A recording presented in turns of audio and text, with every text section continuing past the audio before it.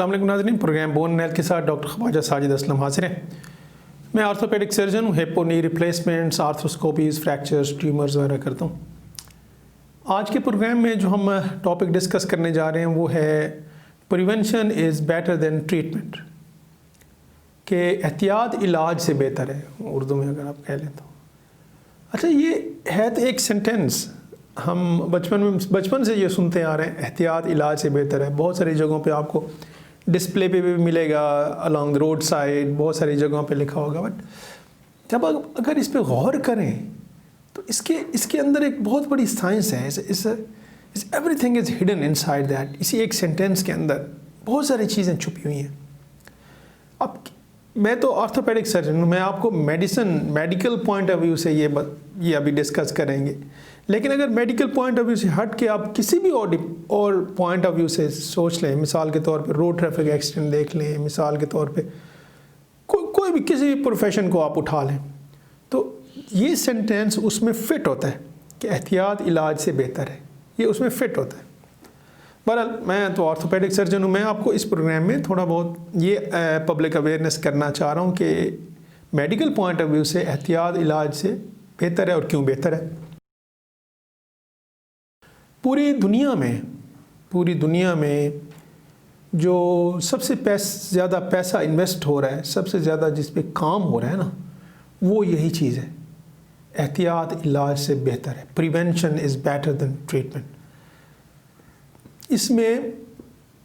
इसके ऊपर पूरी दुनिया में काम हो रहा है, और इसलिए काम हो रहा है कि एहतियात में हम कम पैसा इन्वेस्ट कर सकती है गवर्नमेंट, और इलाज पे इन्वेस्टमेंट ज़्यादा होती है। एहतियात में लोग ज़्यादा अरसा सेहतमंद रहते हैं। देखिए ना, एक जस्ट एन एग्जांपल ले लें कि एक बंदे का रोड ट्रैफिक एक्सीडेंट हो गया।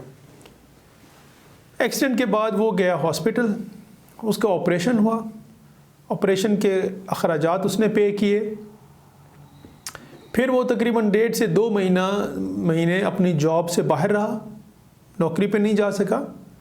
तनख्वाह उसकी या जो दिहाड़ी जो सैलरी वो लेता था वो उसकी ख़त्म हो गई 1.5-2 महीने, और उसके अखराजात, फिर उसकी टेंशन, स्ट्रेस के घर के अखराजात या बाकी उसके एक्सपेंसेस कैसे गुजरे। और उसके बाद रिहेबिलिटेशन 2 महीने के बाद अगले 6 महीने रिहेबिलिटेशन लगेगी just to get back to normal, और सम टाइम वो नॉर्मल स्टेटस में नहीं आएगा। ठीक हो गया।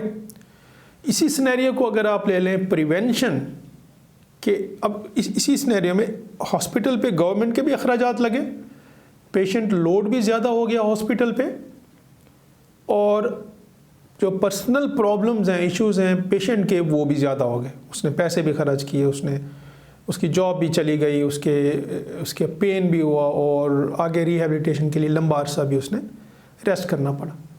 लेकिन इसी सिनेरियो को अगर ले लें प्रिवेंशन में, अगर रोड ट्रैफिक एक्सीडेंट उसको ना हो, स्पीड लिमिट पे चलाए, वो कोई हेलमेट या सीट बेल्ट पहन के चलाएं, रूल्स, ट्रैफिक के रूल्स रेगुलेशंस को फॉलो करें, और एक्सीडेंट ना हो, तो क्या होगा?